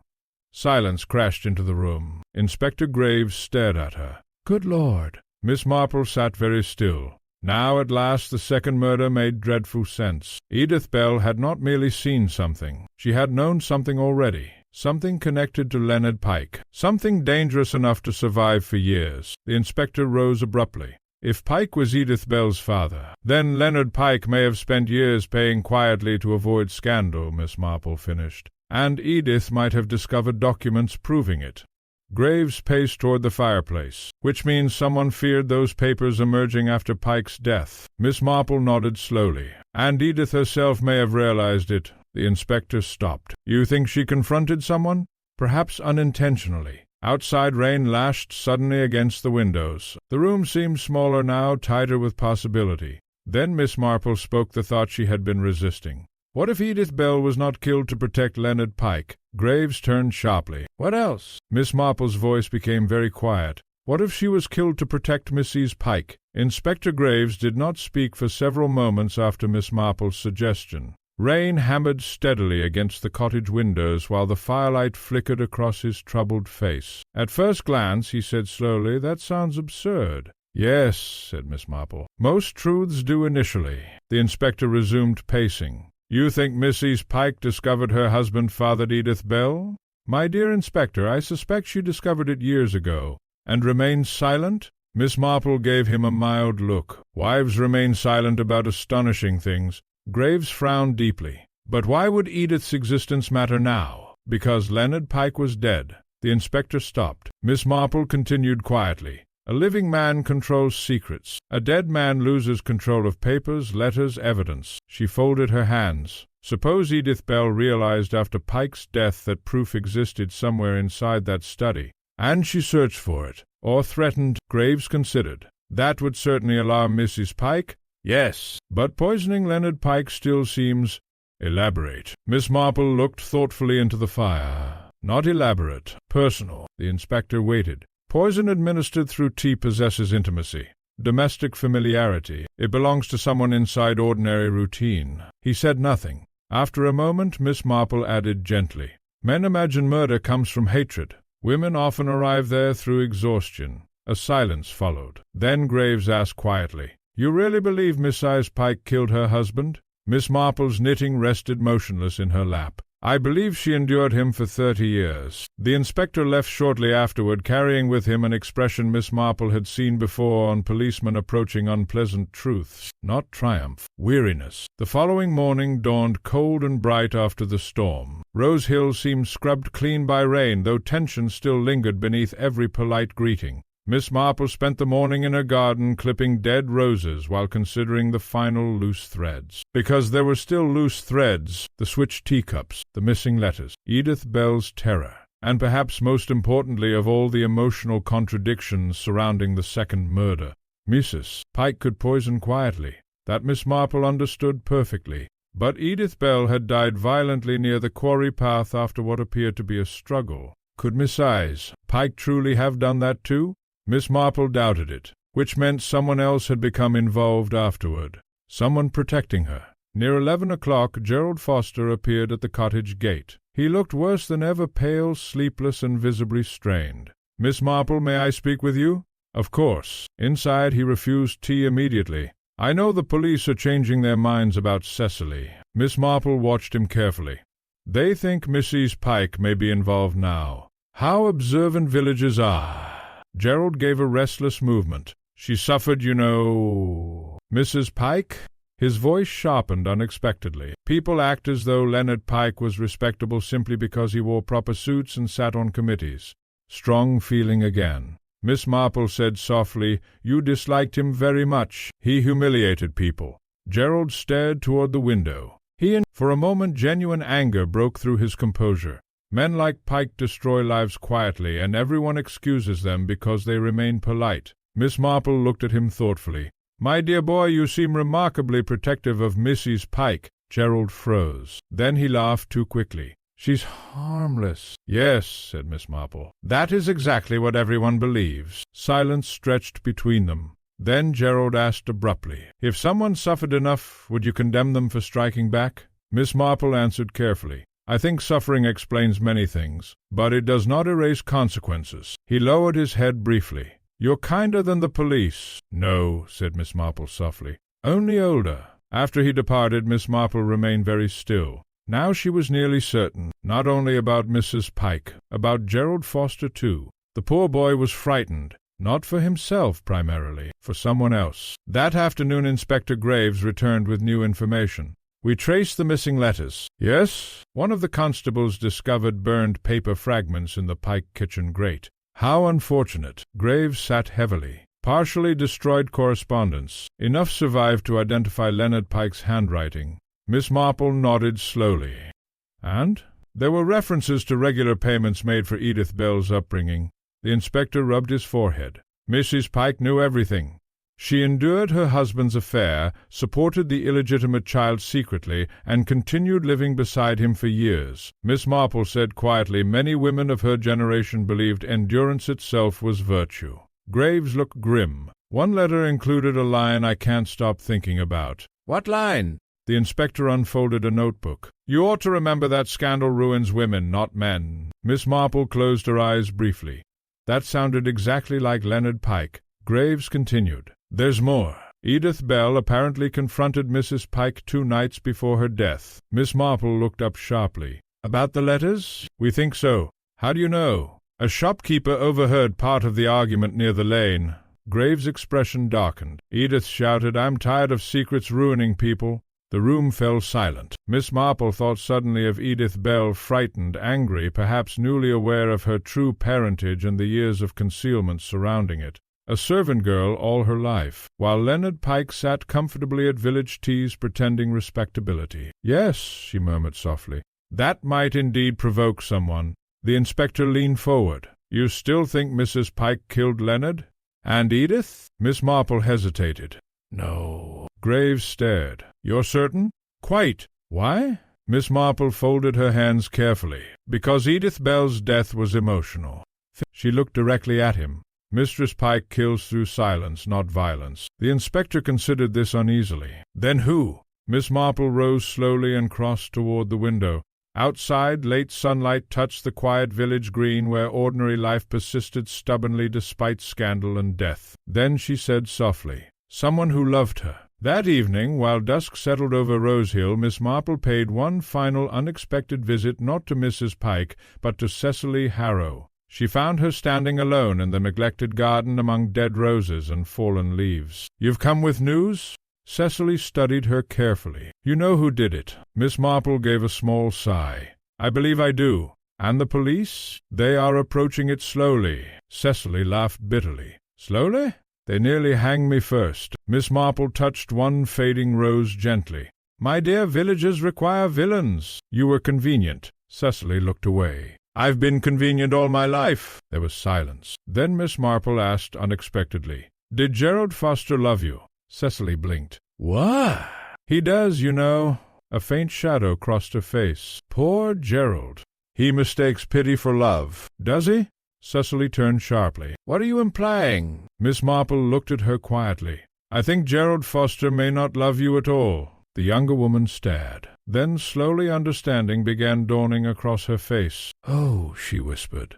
"Oh, indeed." Because suddenly everything fit together at last. Not Cecily Harrow, not obsession, not romantic jealousy, but something far older and sadder. A frightened young man trying desperately to protect the broken woman everyone overlooked. Miss Marple slept very little that night. Not from excitement, she had long since passed the age when mysteries produced excitement, but because certain conclusions carried sadness with them, and sadness rarely encouraged restful sleep. By morning she knew exactly what must be done. The difficulty lay not in discovering the truth, but in proving it. Inspector Graves arrived shortly after 10 o'clock, summoned by a brief note requesting a small consultation regarding village psychology. He entered the cottage looking skeptical and undercaffeinated. "You've solved it." Miss Marple adjusted the flowers on her mantelpiece. "I think so." "My dear Inspector, one must never rush revelations. It alarms people unnecessarily." Graves sat down heavily. "Please alarm me." Miss Marple folded her hands. "Mrs. Pike poisoned her husband." The inspector nodded slowly. "That much I've nearly accepted." "Yes, the tea-tray arrangement makes it quite clear once one understands household habit." "The handleless green cup," said Miss Marple. "Mrs. Pike always used it herself during private committee teas because Leonard Pike disliked it. Therefore everyone unconsciously associated that cup with her." Graves frowned. "But Pike drank from the poisoned cup, precisely because someone switched the cups afterward." Miss Marple leaned forward slightly. "Mrs. Pike prepared the poisoned tea intending Leonard Pike to drink from an ordinary cup, but after his collapse she panicked, and replaced it with the distinctive green one to implicate Cecily Harrow." "Yes, since identical cups existed at Harrow House, suspicion naturally shifted towards Cecily." The inspector rubbed his jaw thoughtfully. "That explains the switch cups, and Edith Bell saw it happen." "Exactly." Graves nodded slowly. "But Edith's murder—" Miss Marple was silent a moment. "Mrs. Pike did not kill Edith Bell? You're certain?" "Quite." The inspector looked impatient. "Then who did?" Miss Marple sighed softly. "My dear Inspector Gerald Foster." Silence filled the room. Finally Graves said flatly, "Gerald Foster? Why in heaven's name would he protect Mrs. Pike?" Miss Marple looked at him with quiet sympathy. "Because he loved her." The inspector stared as though she had suggested the vicar secretly ran a circus. "That's impossible." "No," said Miss Marple gently. "Only uncomfortable." She continued calmly. "Gerald Foster lost his father young. Financial ruin followed Leonard Pike's advice. Mrs. Pike, meanwhile, spent years being kind quietly, the sort of kindness unnoticed by most people." Graves frowned deeply. "A mother fixation?" "Oh, no." "Nothing so theatrical." Miss Marple smiled faintly. "Lonely people often recognize unhappiness in one another." The inspector remained unconvinced. "And you believe Gerald discovered Mrs. Pike committed the murder?" "How?" "Probably after Edith Bell became frightened about the teacups. Missy Pike may have confided in him partially, or perhaps he guessed." Miss Marple's expression saddened. "The poor boy believed he was rescuing her." Graves stood and began pacing again. "So Gerald kills Edith Bell to silence her.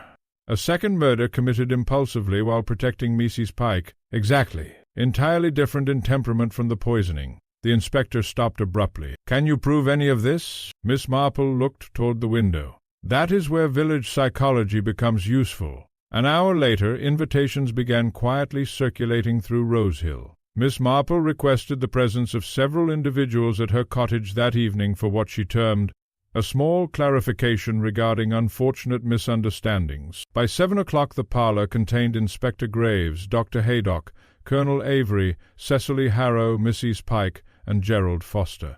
The atmosphere resembled a room awaiting thunderstorms. Mrs. Pike sat pale and rigid near the fireplace. Gerald hovered protectively beside her. Cecily Harrow looked amused but tired. Inspector Graves remained near the mantel, watching everyone carefully. Miss Marple herself poured tea with serene composure.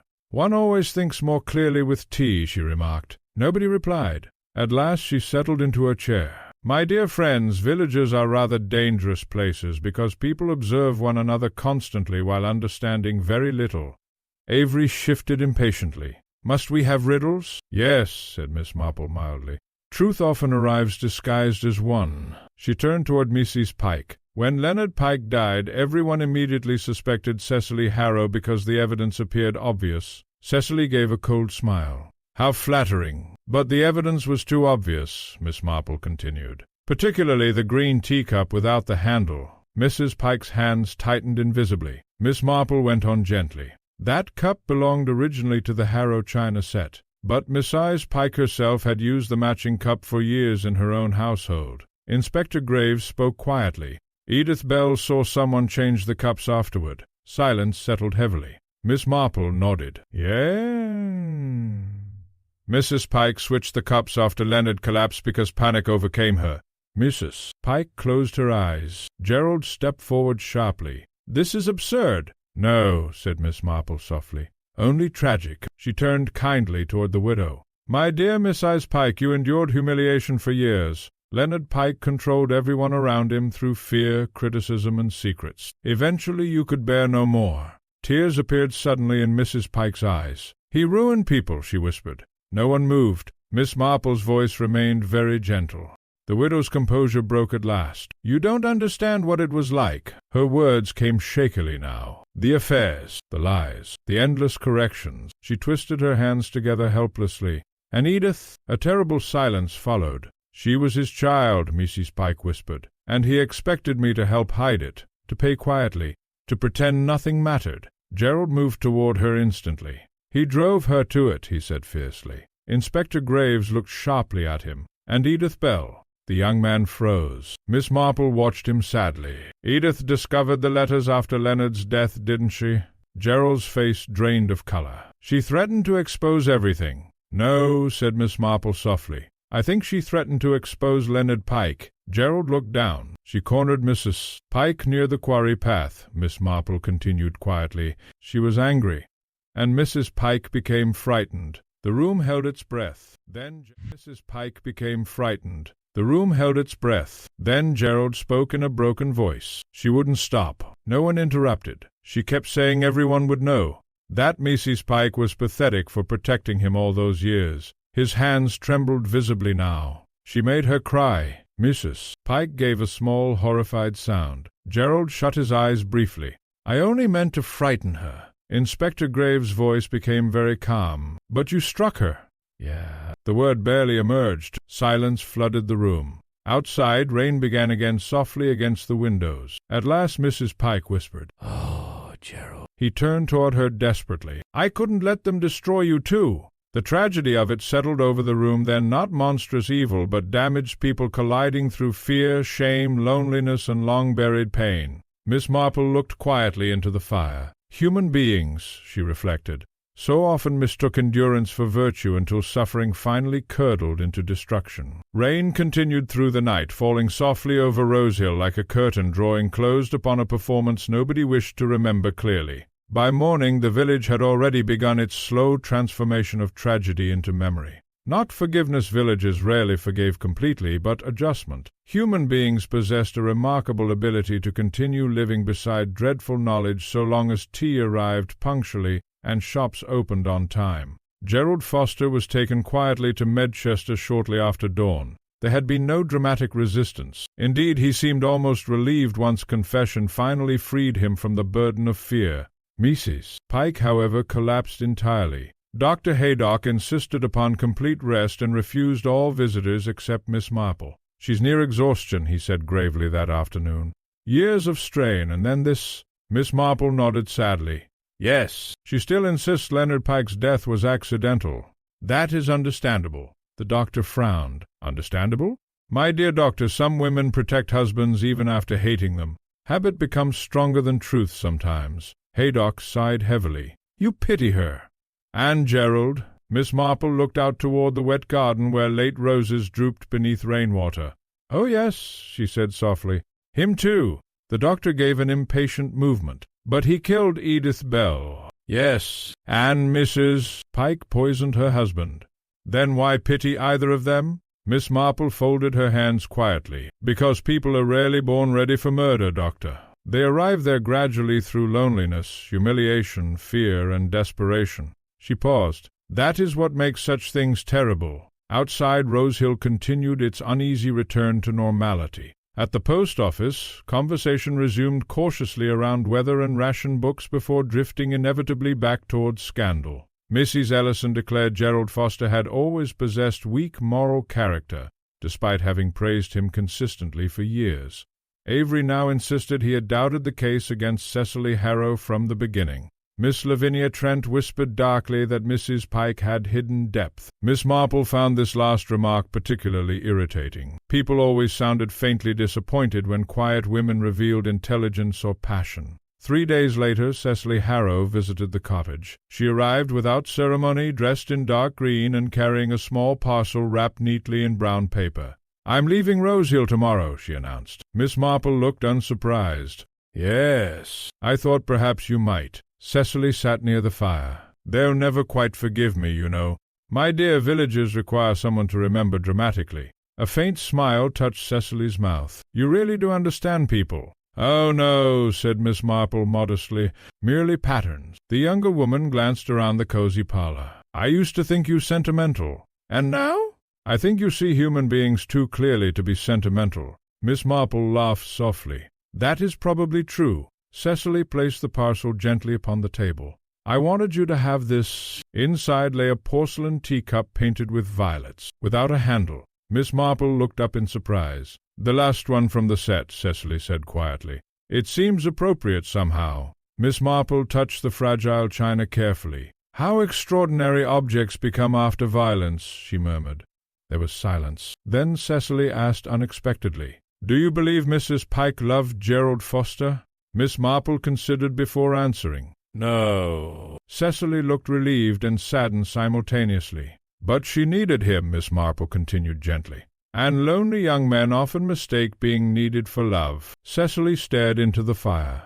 "He would have ruined his life."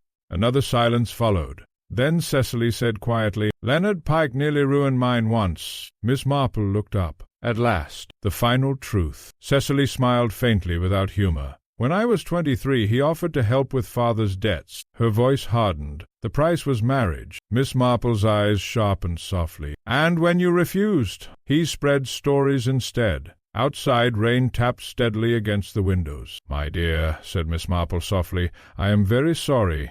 Cecily gave a small shrug. "It was a long time ago." "No," said Miss Marple gently, "not for you." For a moment the younger woman looked dangerously close to tears. Then she recovered herself. "You know the strange thing? If Leonard Pike had simply been cruel openly, people would have hated him." She laughed bitterly. "But respectable men commit their worst sins politely." Miss Marple said nothing because there was nothing useful to add. When Cecily rose to leave, she paused at the door. "You saved me." "No," said Miss Marple. Truth did. After she departed, Miss Marple remained seated quietly beside the fire, holding the fragile teacup in her lap. A foolish object, really. Cheap porcelain, broken, ordinary, and yet somehow it had carried within it the entire hidden history of Rose Hill. Humiliation, loneliness, and finally violence. That evening Inspector Graves called once more before returning permanently to Medchester. "I owe you thanks," he admitted reluctantly. "My dear Inspector, policemen dislike owing elderly women thanks." "That's true." They shared a brief smile. Then Graves said more seriously, "I've been thinking about what you said." "Oh, dear." "That sounds dangerous. About overlooked people." Miss Marple looked at him kindly. "Yes?" He hesitated. "I think we all failed Mrs. Pike long before she became a murderer." The room fell quiet. At last Miss Marple nodded. "Yes," she said softly. "I believe that too."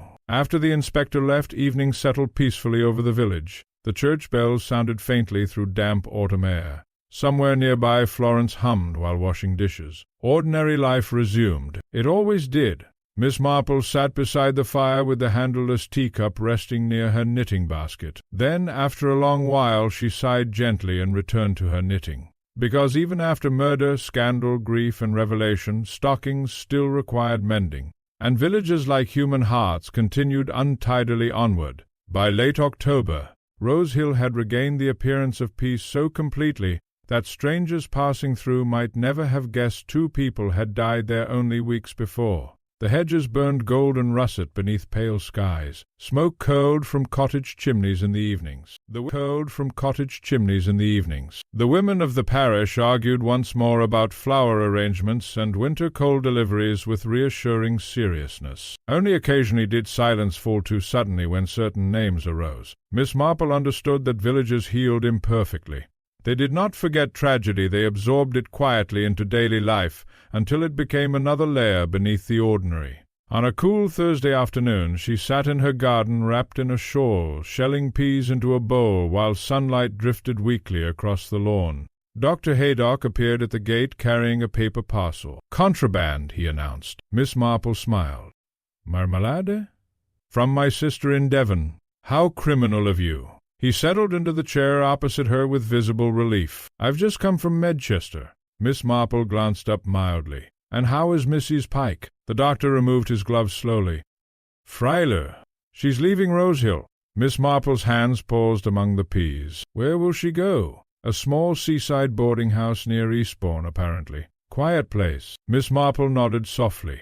"That is probably wise." There was a brief silence filled only by the rustle of autumn leaves. "And Gerald Foster?" she asked. Haydock sighed. "He's been formally charged with manslaughter rather than murder. Graves argued strongly for it." Miss Marple looked unsurprised. "Inspector Graves possesses more humanity than he likes admitting." The doctor gave a faint smile. "Gerald still insists everything was his fault." "Yes," said Miss Marple quietly. "Young men often confuse guilt with devotion." Haydock studied her for a moment. "You still think he loved Mrs. Pike?" Miss Marple considered carefully. "No," she said at last. "I think he loved the idea of rescuing someone." The doctor frowned thoughtfully. "And Mrs. Pike?" "She loved being seen." The answer surprised him. Miss Marple smiled gently. "My dear doctor, after years of invisibility, even kindness can feel dangerously like love." The autumn sun slipped briefly from behind clouds, touching the garden with pale brightness. "How extraordinary human beings are," Haydock murmured. "Yes," said Miss Marple. "That is precisely what makes them so troublesome." Later that afternoon, after the doctor departed, Miss Marple walked slowly into the village. Rosehill looked charming in the golden light. Children chased hoops near the green. Mrs. Finch argued over cabbage prices outside the grocer's. The vicar bicycled past looking absent-minded and windswept. Life persisted stubbornly. Near the churchyard gate she encountered Cecily Harrow's motor car standing beside the lane. A moment later Cecily herself emerged from the church carrying a small cluster of white chrysanthemums. "I thought you'd left already," said Miss Marple. "So did I." Cecily smiled faintly. "I came back for one last thing." "The grave?" Miss Marple looked toward the churchyard. "Leonard Pike's?" Cecily nodded. "How very surprising." "Not really." Cecily adjusted her gloves thoughtfully. "I spent years hating him. One grows tired eventually." Miss Marple regarded her quietly. "And now?" Cecily looked toward the autumn fields beyond the village. "Now I mostly feel sorry for everyone." A rook called harshly overhead. Then Cecily laughed softly. "You've infected me with wisdom, Miss Marple." "My dear, wisdom is usually only exhaustion with clearer language." For a while they stood together beneath drifting leaves. Then Cecily said unexpectedly, "You know what I keep thinking about?" "What?" "That ridiculous teacup." Miss Marple smiled. "All that destruction over something so small." Miss Marple's eyes softened. "No," she said gently, "never the teacup itself." Cecily looked at her thoughtfully. "It was everything inside it. Humiliation. Loneliness. Secrets carried silently for years." The younger woman gave a slow nod. Then she reached forward unexpectedly and kissed Miss Marple lightly on the cheek. "Goodbye." "Goodbye, my dear." Miss Marple watched the motor-car disappear slowly down the lane toward Medchester and whatever future awaited Cecily Harrow beyond Rosehill. Afterward she walked alone through the churchyard. The air smelled of damp earth and fallen leaves. Names weathered softly upon old stones. Entire lives reduced to brief inscriptions and dates. She paused beside Leonard Pike's grave. Fresh chrysanthemums rested there. Miss Marple stood silently for a moment. Then at last she sighed. "What foolish creatures we are," she murmured. "Not wicked always, not monstrous, simply foolish enough to wound one another repeatedly while pretending civility prevented cruelty." A faint wind stirred the trees overhead. At dusk Miss Marple returned home. Florence had lit the lamps already, and the cottage glowed warmly against the gathering cold. On the mantelpiece rested the handleless violet teacup beside her knitting-basket, broken, ordinary, still useful. Miss Marple touched it lightly as she passed. Then she settled into a chair, picked up her knitting, and allowed the peaceful sounds of evening to gather around her once more. Outside, Rosehill prepared for winter. Inside, Miss Jane Marple continued quietly observing the world, understanding, perhaps better than anyone else, that evil rarely arrived wearing dramatic faces. More often it entered politely for tea. By December, frost silvered the roofs of Rosehill each morning, and the village had entered that peculiar state of cheerful exhaustion which accompanied English Christmas preparations. The church committee argued over holly arrangements. Children rehearsed the nativity play with disastrous enthusiasm. Mrs. Greeley announced repeatedly that the parish pudding would fail entirely unless people stopped meddling with traditional recipes. Outwardly, Rosehill seemed itself again. Yet Miss Marple noticed the quieter changes beneath the surface. People spoke more gently to one another. Not always, of course, villages would cease functioning entirely without small quarrels, but the recent tragedies lingered like an unwelcome lesson everyone preferred not to mention directly. Leonard Pike's house stood empty now. Its shuttered windows overlooked the green with an oddly accusing stillness. Prospective buyers had already viewed it twice, though villagers complained privately that one could never feel comfortable there after everything. Miss Marple suspected someone eventually would. Human beings adjusted remarkably quickly to houses where terrible things had happened, provided the rent proved reasonable. One bitter afternoon, a week before Christmas, Miss Marple sat with Dolly Bantry beside the fire at the cottage. Dolly had finally arrived from St. Mary Mead, armed with curiosity, expensive chocolates, and opinions. "My dear Jane," she declared, removing her gloves dramatically, "you neglected to mention half the interesting parts." Miss Marple smiled faintly. "One cannot put murders properly into letters. They sound melodramatic." Dolly accepted tea eagerly. "Well, I think the whole thing frightfully sad. But honestly, that poor Mrs. Pike, 30 years married to a creature like Leonard Pike." Dolly shuddered. "I should have poisoned him myself." Dolly. "Well, perhaps not literally." Miss Marple resumed knitting. "Most people imagine murder requires monstrous feelings. Usually it merely requires feelings left alone too long." Dolly considered this soberly. "You really think she never meant to become that sort of woman?" "My dear," said Miss Marple gently, "almost no one does." Outside, snow began falling softly across the village green. Dolly watched it for a moment before speaking again. "And the boy? Gerald Foster? He will serve a short sentence most likely." "How dreadful!"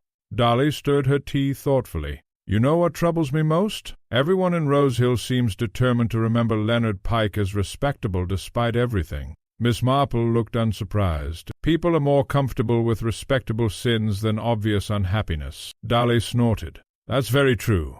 There was a pause. Then Dolly lowered her voice. "And Cecily Harrow? She writes occasionally. How is she?" Miss Marple smiled faintly. "Lonelier than she pretends. That's practically a village disease." "Yes," said Miss Marple softly. "I believe it is." That evening the church held its annual Christmas concert. The hall glowed with candlelight and evergreen branches. Children recited poetry with alarming confidence, while elderly ladies distributed mince pies under Mrs. Greeley's strict supervision. Miss Marple attended wrapped in a warm grey shawl. As she sat listening to a painfully earnest violin solo, she reflected how strange it was that ordinary life resumed so naturally after catastrophe. Only months earlier this same hall had contained terror, poison, death. Now villagers applauded badly performed carols and worried about burnt sausage rolls. Perhaps, Miss Marple thought, that was humanity's greatest strength, or greatest foolishness. During the interval, Inspector Graves appeared unexpectedly beside her chair. "Back from Medchester." "My dear Inspector," said Miss Marple pleasantly. "How festive." He smiled reluctantly. "I was passing through." "Naturally." They moved toward a quieter corner near the coat-stand. "How is Gerald Foster?" she asked softly. Graves hesitated. "He asked after Mrs. Pike." Miss Marple nodded sadly. "And her? She's gone to Eastbourne exactly as Haydock said. Keeps mostly to herself." The inspector looked thoughtful. "You know, I still think about that case." "Oh, dear." "No, seriously." He frowned slightly. "It bothers me how close we came to hanging the wrong person." Miss Marple regarded him kindly. "My dear Inspector, certainty is very dangerous in murder cases, particularly when villages provide convenient villains." Graves glanced across the crowded hall. "People judged Cecily Harrow long before Leonard Pike died." "Yes, and ignored Mrs. Pike long before she poisoned him." "Exactly." The choir began assembling again near the piano. Then Inspector Graves said quietly, "You once told me overlooked people are the most dangerous." Miss Marple smiled gently. "Merely the most important to notice." For a moment neither spoke. Then Graves laughed softly. "You know, you make everything sound simple afterward." "My dear Inspector, truth always appears simple once one knows it." The Christmas concert ended with enthusiastic but uncertain singing of "God Rest Ye Merry Gentlemen." Snow still fell beyond the windows, covering Rosehill in soft white silence. Villagers departed bundled in scarves and mufflers, calling cheerful good nights through clouds of frosted breath. Miss Marple walked home slowly beneath the falling snow. The village looked peaceful again, almost innocent, but she knew better, of course. Every village contained hidden griefs, buried humiliations, quiet cruelties, secret loves. Civilization merely taught people how to disguise them politely. Back inside her cottage, Florence had left mulled wine warming near the fire. The handleless violet teacup still rested on the mantelpiece. Miss Marple picked it up carefully. Strange, she thought, how such a small broken thing had carried so much human sorrow within it. Then she smiled faintly to herself. Outside, Christmas bells rang softly through the snow-covered dark, and inside the little cottage, Miss Jane Marple settled once more beside the fire, knitting needles clicking gently while winter gathered peacefully around Rose Hill. Winter settled fully over Rose Hill after Christmas. The fields hardened silver beneath morning frost, smoke drifted steadily from cottage chimneys, and the village moved into its familiar cold-weather habits.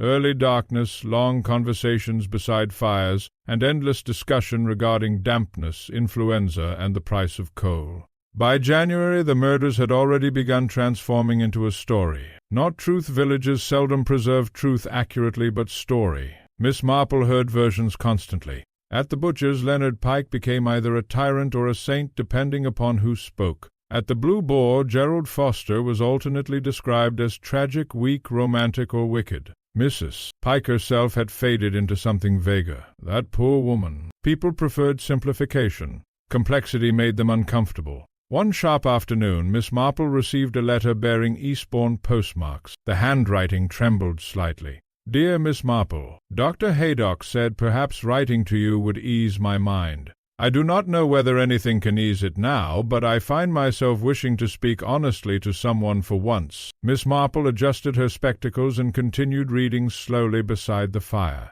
"I often think you understood me better than I understood myself. That is a strange feeling after so many years of not being understood at all." A long pause followed before the next lines. "I did not mean to kill Leonard when I first carried the poison. I know that sounds absurd now, but I think perhaps many dreadful things begin without full intention." Miss Marple sighed softly. That was true. He laughed at me that afternoon. Not cruelly, even almost casually. And suddenly I knew he would continue forever. The affairs, the humiliations, the corrections. All of it. The fire crackled quietly. What frightened me afterward was not the murder itself, but the relief. Miss Marple closed her eyes briefly. That, too, was terribly human. The letter continued. "Gerald should never have tried to save me. He mistook my unhappiness for goodness. I think lonely people often make that mistake." At the end came a final line. "Please keep the teacup. Somehow I feel it belongs with you now." Miss Marple folded the letter carefully and placed it beside her knitting basket. Outside, snow began falling once more. Later that evening, Dolly Bantry telephoned from St. Mary Mead, full of outrage about a bridge club disagreement involving the most dishonest scorekeeping imaginable. Miss Marple listened patiently. "My dear Jane, are you even paying attention?" "Perfectly. You sound miles away." Miss Marple smiled faintly. "I was thinking about murder." "Well, honestly," said Dolly, "that's even less cheerful than bridge." After the call ended, Miss Marple remained seated quietly for some time. She thought of Mrs. Pike alone in Eastbourne, of Gerald Foster growing older behind prison walls, of Edith Bell who had wanted truth too late, and of Leonard Pike himself, not a monster perhaps, but something nearly as dangerous, a man who believed power excused cruelty so long as it remained respectable. The next morning Inspector Graves arrived unexpectedly during heavy snowfall. "I was nearby," he explained unconvincingly. "Inspectors are always nearby when tea is available," said Miss Marple. He accepted this with dignity. During tea he glanced toward the violet teacup resting on the mantelpiece. "You kept it." "Why?" Miss Marple considered. "Because objects remember people differently than villages do." Graves frowned slightly. "I'm not sure what that means." "My dear Inspector, villages turn human beings into simplified stories. Villains." She looked toward the cup. "But objects quietly preserve the ordinary truth." He followed her gaze. "A broken cup." "Yes." The inspector stirred his tea thoughtfully. "You know, when I first came to Rose Hill I thought this was a straightforward poisoning." Miss Marple laughed softly. "Murder never is." "No." He shook his head. "It turned out to be about years of unhappiness instead." "Yes." Silence settled comfortably between them. Then Graves asked unexpectedly, "Do you ever get tired of seeing the worst in people?" Miss Marple looked genuinely surprised. "My dear Inspector, I don't see the worst." "No?" "No." She smiled gently. "I see the whole of them." Outside, snow drifted steadily across the village green where children now shouted happily while building crooked snowmen. Life continuing again. always continuing. Inspector Graves rose eventually to leave. At the door he paused. "There's one thing I still don't understand." "Yes? Why Edith Bell frightened everyone so much?" Miss Marple's expression softened sadly. "Because she represented truth arriving too late." The inspector stood silent a moment. Then he nodded slowly and departed into the falling snow. That evening Rosehill disappeared beneath white winter silence. Miss Marple sat alone beside the fire, knitting folded neatly in her lap. The handleless teacup rested nearby, catching warm light along its faded painted violets. Broken, imperfect, still enduring. At length she reached for it gently and poured herself the last of the evening tea. Outside, the snow continued falling softly over Rosehill, covering roads, rooftops, graves, and gardens alike with the same quiet mercy. February arrived slowly in Rosehill, bringing damp mornings, bare hedges, and the weary feeling that winter had overstayed its welcome. The village moved quietly now. The excitement surrounding the murders had faded into habit, and habit into silence. Only strangers still asked questions. The newspaper men had long since disappeared. The parish hall had reopened for committee meetings and jumble sales. Mrs. Greeley once again devoted herself entirely to church matters with the determined energy of a woman grateful for ordinary problems. And yet beneath everything Rosehill had changed. Miss Marple noticed it in small things. People spoke more kindly to timid women. Young maids were treated with slightly greater patience. Men interrupted less often during committee discussions, though not, Miss Marple admitted privately, nearly enough. Tragedy had embarrassed the village into brief humanity. One pale afternoon Miss Marple received another visitor. To her surprise, it was Colonel Avery. He removed his gloves awkwardly after Florence showed him into the parlor. "I hope I'm not disturbing you." "Not at all." The colonel remained standing for a moment before finally sitting down heavily. "I wanted to say something." Miss Marple waited politely. "I judged Cecily Harrow unfairly." "Yes," said Miss Marple gently. "You did." He winced slightly at the calm honesty. "I've been thinking about it ever since." Miss Marple poured tea quietly. "Villages remember women's mistakes far longer than men's." The colonel stared into the fire. "Leonard Pike spread stories about her years ago, and I believed them." Miss Marple handed him his tea. "Most people did." He gave a tired sigh. "You know what stand uncomfortable?" Realizing one helped create the conditions for all this, Miss Marple looked at him thoughtfully. "That is uncomfortable." The colonel managed a bleak smile. "You never let people escape responsibility politely, do you?" "My dear Colonel, polite escapes are usually what create tragedies." For a long moment neither spoke. Then Avery said quietly, "I visited Mrs. Pike before Christmas." Miss Marple looked up. "How is she?" "Small," he said after a pause. "That's the only word for it?" She seemed diminished. Miss Marple's eyes softened. "She asked me something strange before I left." "What was that?" The colonel hesitated. "She asked whether people were happier after truth came out." Silence settled gently through the room. "And what did you tell her?" Miss Marple asked. "That I didn't know." Miss Marple nodded faintly. That was probably wise. After he departed, the cottage felt unusually quiet. Miss Marple sat beside the fire thinking about Mrs. Pike's question. Were people happier after truth? Not always. Truth rarely repaired damage completely. It simply ended pretending. Toward evening, Florence entered carrying the post. "There's another letter for you, miss." The envelope bore Gerald Foster's handwriting. Miss Marple opened it slowly.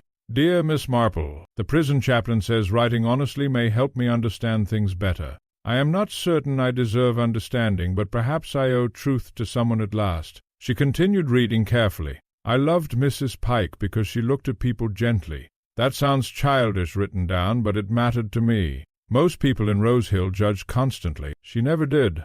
Miss Marple closed her eyes briefly. "Poor boy. I think now I confuse kindness with salvation. When Edith Bell argued with her near the quarry, I saw Mrs. Pike begin crying, and suddenly all I could think was that someone was hurting the only person who had ever truly pitied me." The handwriting became shakier toward the bottom. "People speak about murder as though it arrives in one clear moment, but it felt more like falling downstairs in darkness. By the time I understood what I'd done, it already existed forever." Miss Marple folded the letter carefully into her lap. Outside, rain tapped softly against the windows once more. Rosehill returning slowly towards spring. returning toward ordinary life, and yet nothing ever returned entirely unchanged. That evening Miss Marple attended choir practice at the church hall.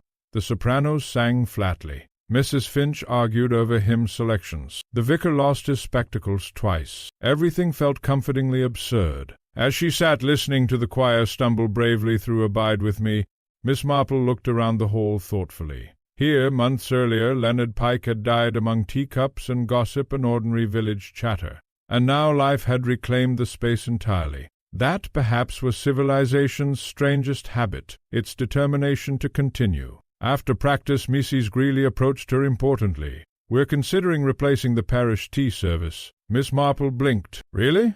"Yes. People remain nervous about the old cups. How understandable." Mrs. Greeley lowered her voice. "Though between ourselves, I always thought those violet ones looked rather shabby." Miss Marple smiled faintly. "Yes," she said softly. "People often underestimate shabby things." Later that night, back in her cottage, Miss Marple sat alone beside the fire one final time, with the handleless teacup resting near her knitting basket. The painted violets had faded slightly with age. A crack ran delicately down one side, broken, overlooked, still useful. Very much like certain people she had known. Miss Marple poured tea carefully into the cup and watched steam rise gently into the warm lamplight. Then, with a small, thoughtful smile, she returned to her knitting while Rosehill slept quietly beneath the rain. And, somewhere beyond the village, hidden beneath all the ordinary sounds of England continuing onward, the echoes of truth finally faded into silence.